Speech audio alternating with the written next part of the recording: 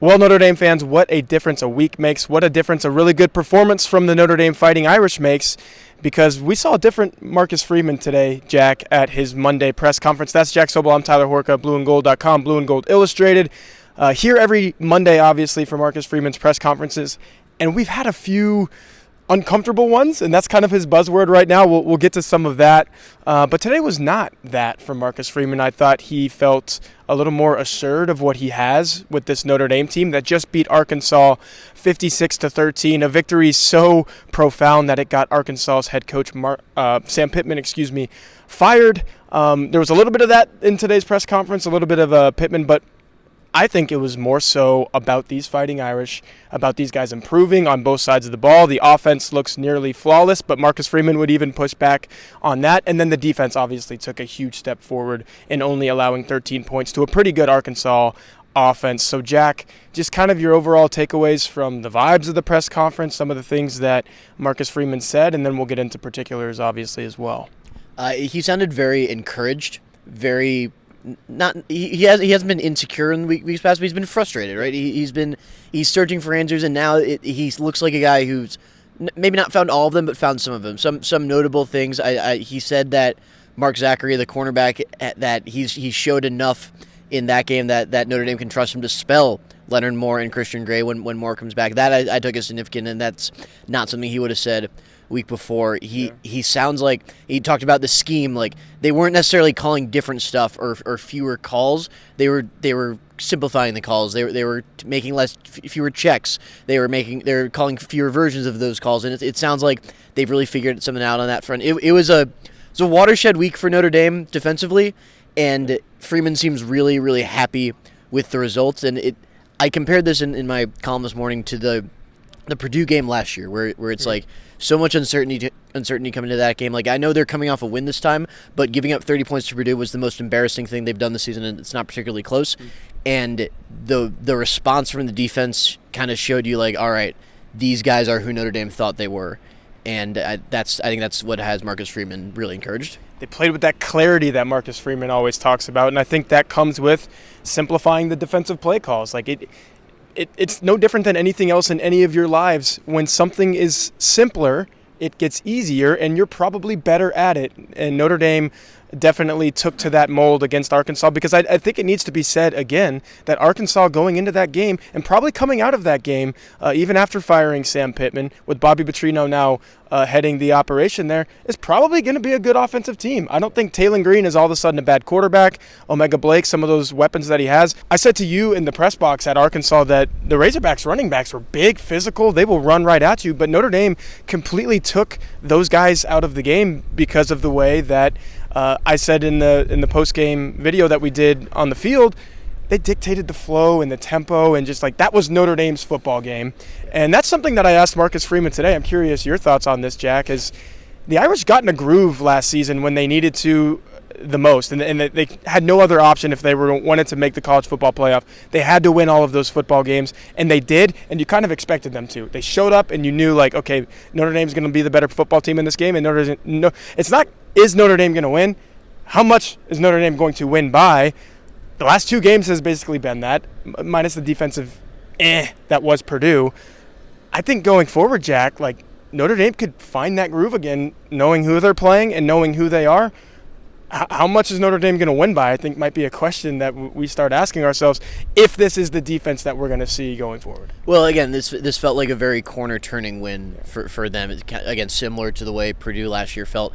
The way Marcus Freeman talked today, like, he mentioned the experience that a lot of the young defensive players gained. Like, he went out of his way to say that in his opening statement. Like, they got better with experience. Zachary being one of them, Tay Johnson, Dallas Golden, some of the young defensive linemen. We saw Cole Mullins get some action. Elijah Hughes, the USC transfer, is getting more action.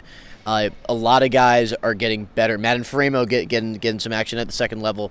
A lot of guys are getting better right now, and I think Notre Dame is kind of figuring out what it has personnel-wise on defense in ways that it wasn't against A&M and Purdue and Miami. And I think, it was such a huge step in the right direction that I think it has Marcus Freeman really, really confident about where this team is going. You know what else has Marcus Freeman really, really confident about where this team is and where this team is going?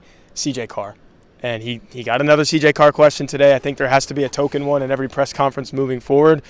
He is probably one of the best quarterbacks in the country right now. He's playing like that, and Marcus Freeman recognizes that. He called him rare today. I think that's the same word that he used to describe C.J. Carr's competitiveness in the post-game press conference at Arkansas. But it's more than C.J. Carr with this Fighting Irish offense. It's the offensive line, who he kind of went out of his way to, in response to your question in the press conference, said, how is C.J. Carr so good against the blitz? Well, he's being protected really well, but there's a lot that goes into that with Carr's own doing as well. But Jack, it's Carr, it's the offensive line, it's the receivers. I think the tight ends have played better and better each week, and you're seeing more of Ty Washington. And you have the running backs, who are the two best combination in college football. What isn't there to like about this Notre Dame offense? I think the answer is probably nothing. Yeah, and the answer to my question about Carr and the offensive line, he said that Carr had adjusted the protections against the Arkansas blitz when they came after him, and that's why he went 11 of 14, 11.9 yards per attempt, 2 touchdowns, no interceptions against that blitz. I mean, the adjustments to the protection, and of course the offensive line executing them. The offensive line has protected him extremely well for 2 weeks now. Really, really impressive stuff, and that's that kind of thing you don't often see from a quarterback that young. The adjusting the protections at the line of scrimmage. That's something you don't often see from an NFL rookie. He is an NFL level passer. You'd still like for him to cut down the turnover worthy plays. He had a couple of them that easily could have gone the other way, but he is an NFL level passer, and I think comments like that really hammer that down. Kind of wrapping things up with 2 areas here. We'll talk about some injuries here. Leonard Moore, still questionable right ankle. Obviously, you did not see him against Arkansas. You did see him in pregame warmups, put on the full regalia and go out there. Just he didn't do much in those warmups. Definitely wasn't someone who was preparing to play a football game. He's really nursing that ankle. I think it's still bothering him. But Marcus Freeman kind of alluded to it today. Didn't talk specifically about him, but he said when we get more back, maybe as soon as this week. Again, questionable could mean he plays against Boise State, might mean that he's out again. It's all up to how that ankle's responding to the treatment. Preston Zinter is questionable. He has a concussion. I think Notre Dame looked fine on special teams without him against Arkansas, so you'd like to see him back on the field, but Notre Dame is good depth-wise there.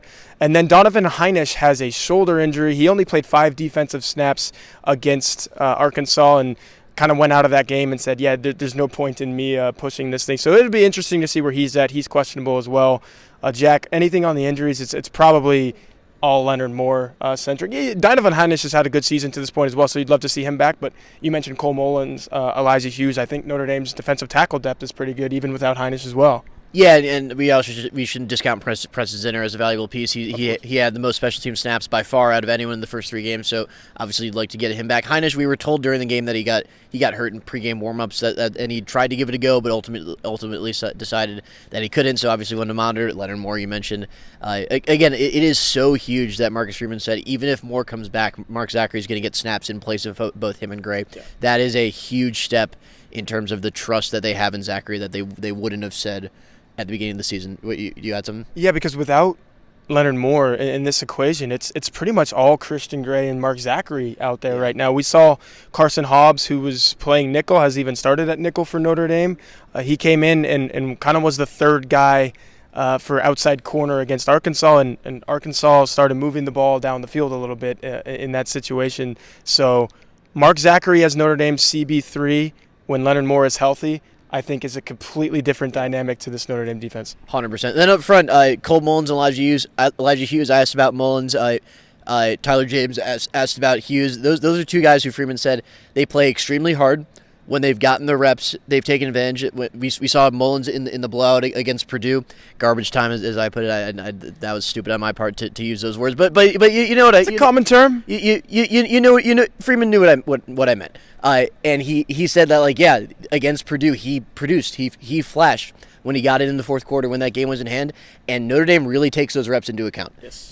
They see that, and that honestly sounded a little bit like a message from Freeman right there. Hey, if you're not going hard like Mullins and Hughes are, they're going to take your reps, and that is what happened against Arkansas. We saw Mullins while the game was not in hand on some passing downs. A lot of that was Heinisch going out, but they trust him. Elijah Hughes got a ton of reps. They really liked what they saw from him against Purdue in his first. Not first meaningful action, but first extended action. He certainly was rewarded. So those are 2 guys who, as Notre Dame kind of figures out its personnel, they're a very merit-based team right now. If the way the defense was playing at first, if you're not producing and you're not going hard, you're not playing. And I think that's something that's really encouraging from Freeman right now. So the last thing we'll do is spin it forward to Boise State. Marcus Freeman spent a lot of time talking about the Broncos. Really weird anomaly the season opener is turning out to be for them. Lost 34-7 against South Florida.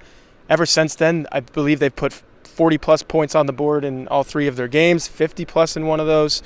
Just took care of Appalachian State easily this past weekend. Maddox Madsen was their quarterback last year when they went to the college football playoff, and he had a really good year, over 3,000 yards. Touchdown-interception ratio was where you want it to be. It's that again. I think it's 9-1 in that regard. Just had 4 touchdowns, 0 interceptions against Appalachian State. It's the running game, though, that I think Notre Dame is going to be most keyed in on today. Marcus Freeman was asked about that.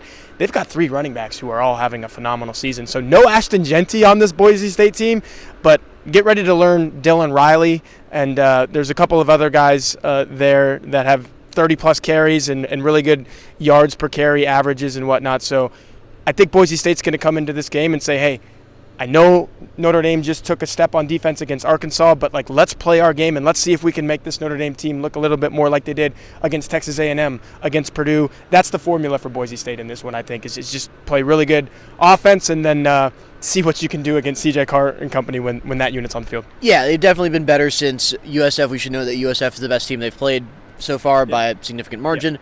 But the running game reigns good. They brought a lot of those offensive line starters back, including a really good left tackle named Cage Casey, who you're going to learn about this week. Freeman said he has a lot of respect for the program, what Spencer Danielson has built on what they had before. Obviously, Boise State's probably the best Group of 5 program within the past decade plus. Obviously, the subject of Jaden Mickey came up, former Notre Dame quarterback who plays for the Broncos. He suffered a scary-looking injury that we believe was not as bad as it looked in last game against Appalachian State, yes. Right? Yep. I think he was he stretchered off? I didn't see. I have not seen the play, but I've read about it, and I believe Eric Hansen said yes, stretchered off. We believe it's just a concussion, I think, is the initial prognosis. I'm not sure there's been official word, but that's what we've heard. So obviously caught a break there. Freeman was asked about him. He said that you don't want to see anyone get hurt, but especially not a guy you have as much love for as Freeman has for Jaden Mickey. And he made an interesting comparison. Like, players aren't cars. Like, you don't just drive them for a couple years and then pass them off to someone else. Like, they are. He wants to maintain a relationship with these guys even after they transfer out. And obviously, Jaden Mickey has been through so much in his life, and he went through so much during his time at Notre Dame. I obviously hope he gets out there, but regardless, I think all of us and Freeman are really glad that he's going to be okay. Jaden Mickey was a guy who decided to transfer mid-season last year, but still showed up in the student section and supported these Notre Dame players on his friends.